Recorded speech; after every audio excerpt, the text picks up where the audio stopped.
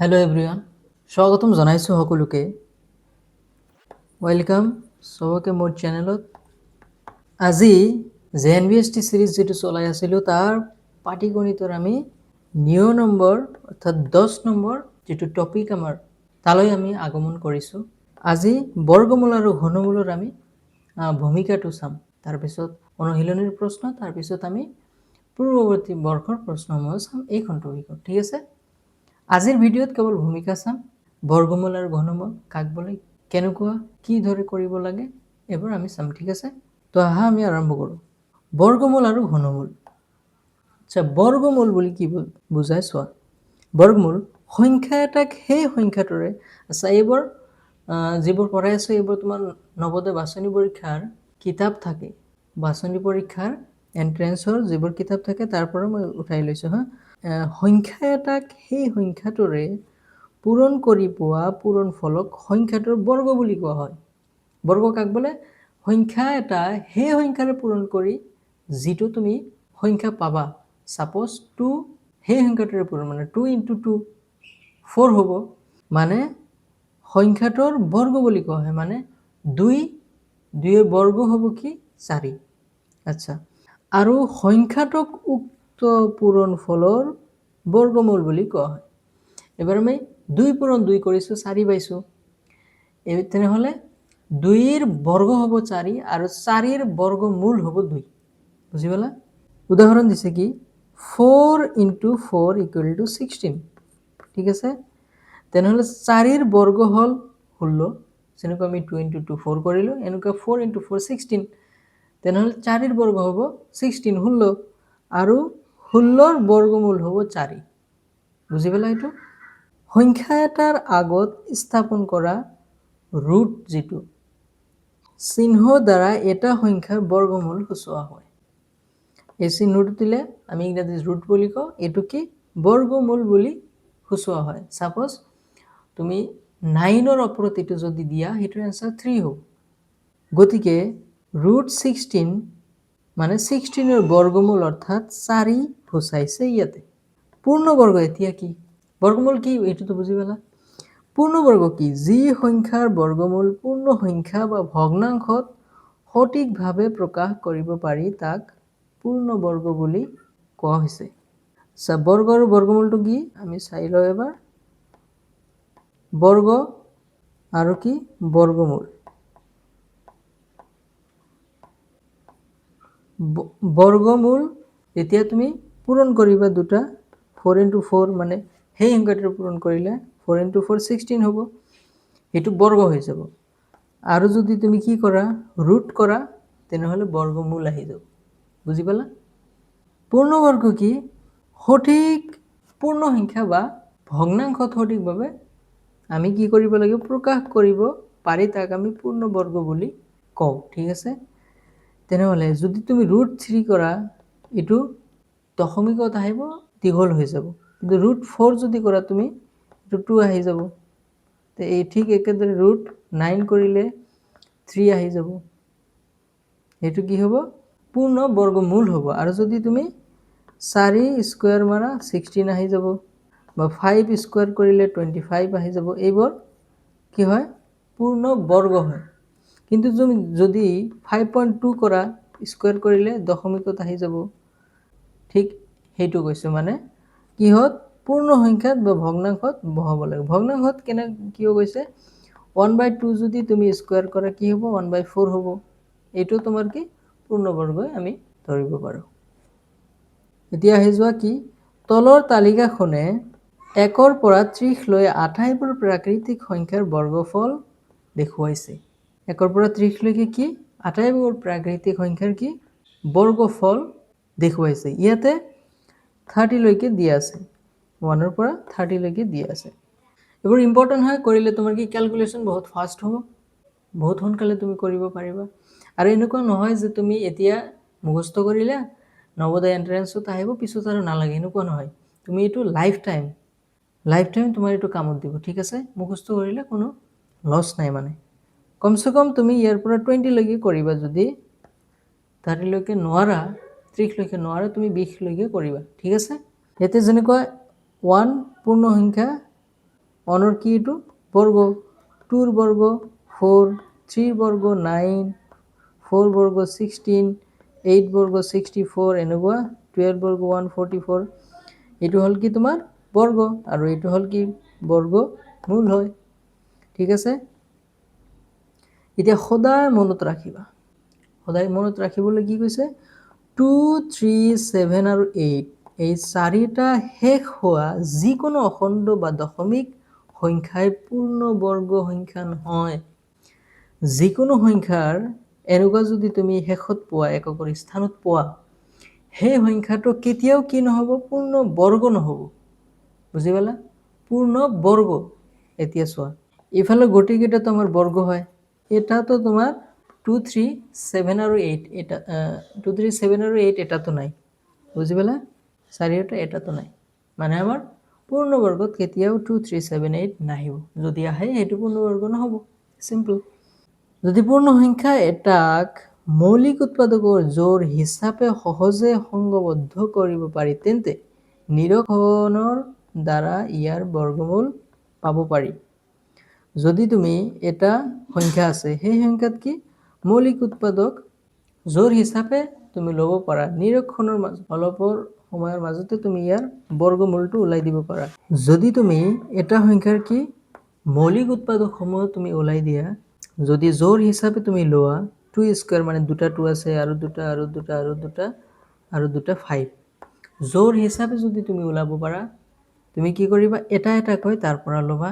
হেতু ইনটু কৰিলে তোমাৰ কি আহি যাব বৰ্গমূল আহি যাব উৎপাদকৰ সহায়ত মানে সেম পদ্ধতিত তুমি কি কৰিবা 4096 বৰ্গমূল উলিয়াব লাগে এতিয়া এক্সাম্পলটো কৰিলো তুমি সহজে বুজি পাবা ঠিক আছে এতিয়া 4096 এৰক তুমি কি কৰিলা মৌলিক উৎপাদক উলাব লাগে এতিয়া 2 দি আমি দিব পাৰো 2 2 গুণ 4 2 4 গুণ 8 2 8 গুণ 16 2 দি আকৌ দিয়া 10 2 4 2 দি আকৌ দিয়া 5 1 2 2 দি আকৌ দিয়া 2 2 গুণ 4 2 5 গুণ 10 2 6 গুণ 12 2 দি এবাৰ 2 দি দিবা 2 8 গুণ 16 2 দি 6 বার 2 4 গুণ 8 2 দি 32 32 ইফালে দীঘল যেহেতু তুমি ইফালে কৰিলো 32 আৰু এবাৰ দিয়া 2 দি দিলে 16 2 দি দিলে 8 2 দি দিলে 4 2 দি দিলে 2 মানে আমাৰ কিমানটা আহিল চোৱা এটা দুটা তিনিটা চাৰিটা পাঁচটা ছয়টা সাতটা আটটা 9 10 11 12 মানে 4096 আমি কিমানটা 6টা 2 এর জোড় বানাবো পারো আমি ঠিক আছে 2 টু দি পাওয়ার আমি 12 লিখিব পারো এটো তুমি কেনেকৈ লিখিব পাৰা 2 square into 2 square into 2 square into 2 square into 2 square into 2 square ঠিক আছে আমি উলালো এতিয়া তোমাক কি কৈছে বৰ্গমূল উলিয়াব লাগে তেনেহলে বৰ্গমূলৰ কাৰণে আমি কি কৰো 4096 এটো ৰুট বনাই দিলো তেনেহলে এই গোটেই কেইটাৰ পৰা এটা এটা কৈ আমি লম দুটা 2 আছে মানে এটা আমি কিমানটা লম 6টা এটা দুটা তিনিটা চাৰিটা পাঁচটা 6টা মানে 2 2 গুণ 4 4 2 গুণ 8 8 2 গুণ 16 16 2 গুণ 32 32 2 গুণ কি হ'ব 64 মানে হেকত আমাৰ কি ওলাল এইটোই আমাৰ বৰ্গমূল হৈ গল দীঘল আছিল কিন্তু সহজ আছিল ঠিক আছে এটো কেৱল তোমাৰ মৌলিক উৎপাদক আমি জাস্ট ইয়াৰ আগৰ যেটো চ্যাপ্টাৰ আছিল তাতে আমি পঢ়িছো উৎপাদক মৌলিক উৎপাদকসমূহ কেনেকৈ উলাব লাগে বুজি পালা এতিয়া আৰু এটা দিছে কি পূৰ্ণ বৰ্গ সংখ্যা হবলৈ 2940 পূৰণ কৰিবলৈ আটাইতকৈ সৰু পূৰ্ণ সংখ্যাটো কি এই সংখ্যাটো মানে তোমাৰ পূৰ্ণ বৰ্গ নহয় এতিয়া পূৰ্ণ বৰ্গ বনাবলৈ তোমাৰ আটাইতকৈ সৰু কি পূৰ্ণ সংখ্যা পূৰণ কৰিলে এটো পূৰ্ণ বৰ্গ সংখ্যা হ'ব সিম্পল জাস্ট অলপ আগত আমি কি কৰিলো মৌলিক উৎপাদকসমূহ উলাইছো আমি তে মৌলিক উৎপাদক উলোৱাৰ পিছত আমি দুটা দুটা কৈ জোৰ বনাইছো পেয়াৰ বনাইছো গোটেইকেইটা আমাৰ জোৰ হৈ গৈছে 12টা আছিল আমি 6টা 2 তাৰ পৰা ওলাই লৈছোঁ ঠিক ইয়াতো আমি মৌলিক উৎপাদক ওলাম যদি জোৰ নহয় কোনো এটা মৌলিক উৎপাদক যদি জোৰ নহয় তাৰ লগত আৰু এটা সেই সংখ্যাটি পূৰণ কৰি তাক জোৰ বনাম জোৰ বনালে আমাৰ বৰ্গমূল আহি যাব আৰু বৰ্গমূল আহিল মানে তাৰ পূৰ্ণ বৰ্গ হৈ যাব এইটো ঠিক আছে যদি বুজি পোৱা নাই টেনচন নকৰিবা এইটো কৰিলে তুমি বুজি পাবা ঠিক আছে 2940 এতিয়া চোৱা আমি 2 দি দিব পাৰোঁ 2 দি 1470 2 দি 7 7 বাৰ যাব 3 বাৰ যাব 5 বাৰ যাব এতিয়াতো 2 দিব নোৱাৰোঁ আমি শেষত 5 আছে 5 3 8 8 আৰু 7 13 হৈ যায় আমি 3 দি দিব নোৱাৰোঁ এতিয়া 5 দি দিম 5 দি কি শেষত যদি 5 আছে বা শূন্য থাকে তেনেহ'লে 5 দি ভাগ যাব 5 ৰ 1 গুণ 5 2 থাকিব 5 4 গুণ 20 3 5 7 গুণ 35 এতিয়া 147 মানে কি 7 5 12 হৈ যাব মানে 7 4 যোগ 1 7 যোগ 4 11 যোগ 1 12 এবার 12 আমি 3 দি দিব পাৰোঁ 3 দি ভাগ দিলে 3 4 গুণ 12 2 থাকিব 2 7 3 9 গুণ 27 এতিয়া আৰু আমি 3 দি দিব নোৱাৰোঁ 7 দি দিব পাৰোঁ 7 7 গুণ 49 49 7 দি দিলে এবাৰ এতিয়া চোৱা আমি এইটো কেনেকৈ লিখিব পাৰোঁ 2940 2 মৌলিক উৎপাদক হয় 2 × 2 × 5 × 3 × 7 × 7 এতিয়া আমাৰ প্ৰশ্নত আছিল যে এই সংখ্যাটোক পূৰ্ণ বৰ্গ কেনেকৈ বনাম ঠিক আছে তে পূৰ্ণ বৰ্গ বনাবলৈ হ'লে 2 2 মানে 2 ৰ জোৰা আছে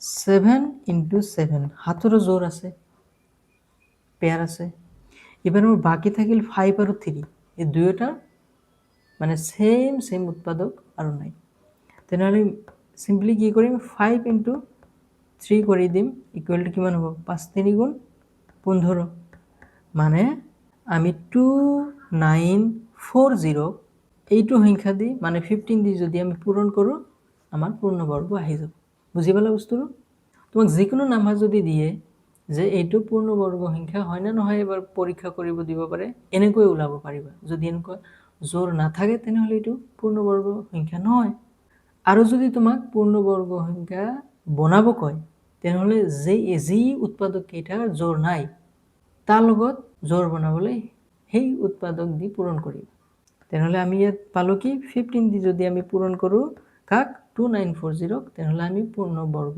সংখ্যা পাই যাম বুজি পালা এইটো বুজি পালা এতিয়া আহি যোৱা নেক্সট ঘনমূল আমি বৰ্গমূলটো শেষ কৰিলোঁ বৰ্গমূল সিম্পল কি আছিল যে যি সংখ্যা সেই সংখ্যা দি পূৰণ কৰি যিটো আমাৰ আহিব সেইটো হ'ব বৰ্গ আৰু সেই বৰ্গৰ যি সংখ্যাৰ পৰা বৰ্গ হ'ল সেই সংখ্যাটো হ'ব বৰ্গমূল আৰু চিহ্নটো আমি কি সেইটো ৰুট ব্যৱহাৰ কৰিছিলোঁ ঠিক আছে সংখ্যা এটাক ইয়াৰ ঘনফলৰ ঘনমূল বুলি কোৱা হয় ঘনফল মানে কিউব বুলি যিটো কওঁ আমি মানে ইয়াৰ আগত আমি কৰিলোঁ সেই সংখ্যা এটাক সেই সংখ্যাটোৰে পূৰণ কৰিলে বৰ্গ হৈ যাব এবাৰ কি কৰিব লাগিব স্কয়াৰ কৰিছোঁ তাতে ইয়াতে হ'ব কিউব মানে সেই সংখ্যাটোক নিজকে আৰু দুবাৰ পূৰণ কৰিব লাগিব মানে 3 বাৰ সেই সংখ্যাটো পূৰণ হ'ব মানে চোৱা কেনেকুৱা হ'ব আমি 2 স্কয়াৰ কৰিছোঁ 4 পাইছোঁ এটো আছিল আমাৰ বৰ্গ এতিয়া আমাৰ কি হ'ব 2 কিউব হ'ব মানে 2 × 2 4 হ'ব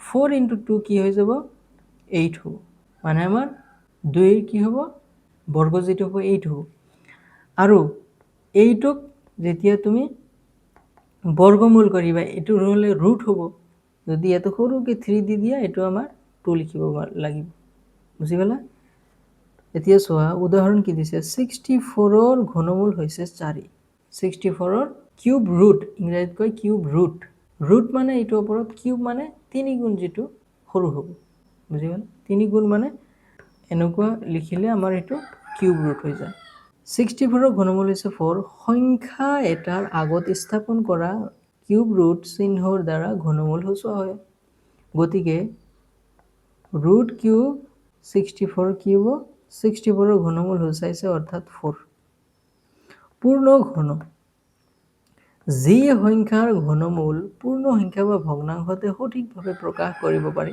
চেম আগৰ যিটো দশমিক বা এনেকুৱা যাতে নাহে, তাক পূৰ্ণ ঘন সংখ্যা ঘন বুলি কোৱা হয়। তলৰ তালিকাখনে 1ৰ পৰা 9 আটাইবোৰ স্বাভাৱিক সংখ্যাৰ ঘনফল দেখুৱাইছে। বৰ্গমূলটো তুমি বহুত বেছিকৈ মানে মুখস্থ কৰিব লাগে। মিনিমাম 20 লৈকে তুমি মুখস্থ কৰিবা, পাৰিলে 30 লৈকে কৰিবা, 30 লৈকে, আৰু ঘনৰ মিনিমাম তুমি 10 লৈকে কৰিবা। ঠিক আছে।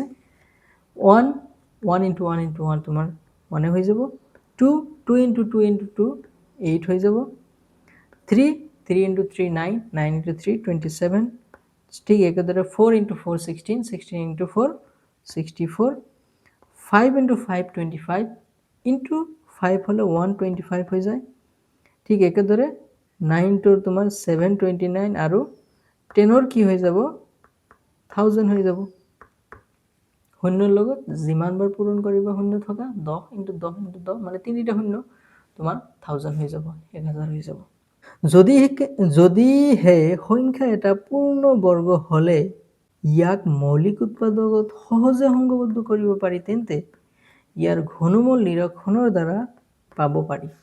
ঠিক একেদৰে আমি ইয়াৰ আগত কি কৰিছিলো, মৌলিক উৎপাদক ওলাই সেইটো কি কৰিছিলো, জোৰ হিচাপে আমি ওলাইছিলো, জোৰ কৰি তাৰ এটা লৈছো বৰ্গমূল বনাবলৈ। ইয়াতে ঠিক একেদৰে মৌলিক উৎপাদকসমূহ ওলাই আমি 3টাকৈ বনাব লাগিব, সেম 3টা থাকিব লাগিব। তে উদাহৰণ চাই লোৱা। উদাহৰণ একেবাৰে তুমি সহজ লোৱা। কিমান ল'বা তুমি 125 ধৰা। 125 3 দিলে তোমাৰ কি হ'ব, 125ক আমি জানো কি 5 দি দিব লাগে। 25 5 দি দিলে 5। আমাৰ কিমানটা 5 আহিলে, এটা দুটা তিনিটা, মানে আমি √5 into 5 into 5। মই যে ক'লো কি বৰ্গমূলত দুটা হলে তাৰ পৰা এটা ল'ব লাগিব, ইয়াতে 3টা আছে মানে আমাৰ এটা ল'ব লাগিব, মানে 5ৰ তোমাৰ ঘনমূল হল কি 125। এনেকৈ যিমান ডাঙৰে তোমাৰ সংখ্যা নহওক কিয় তাৰ মৌলিক উৎপাদকসমূহ ওলাই তুমি এইটো কৰিব পাৰা, ঘনমূল উলিয়াব পাৰা। ঘনমূল আৰু বৰ্গমূল দুয়োটা কি মৌলিক উৎপাদকৰ সহায়ত কৰিব পাৰা। আজিৰ ভূমিকা ইমানেই আছিল। ঠিক আছে, ধন্যবাদ সকলোকে। তোমালোকে কোনো ধৰণৰ ডাউট থাকিলে তোমালোকে প্ৰশ্ন কমেণ্টত সুধিবা প্ৰশ্নবোৰ, যাতে মই তাত তোমালোকৰ প্ৰব্লেম সলভ কৰিব পাৰোঁ বা যদি বুজি নোপোৱা তাক বুজাব পাৰি। নৱোদয় বাছনি পৰীক্ষা ৰিলেটেড এনি কুৱেশ্যন তুমি সুধিব পাৰা, কোনো ধৰণৰ মানে ফৰ্ম ফিল আপ লৈ কোনো যদি ডাউট থাকে। ঠিক আছে।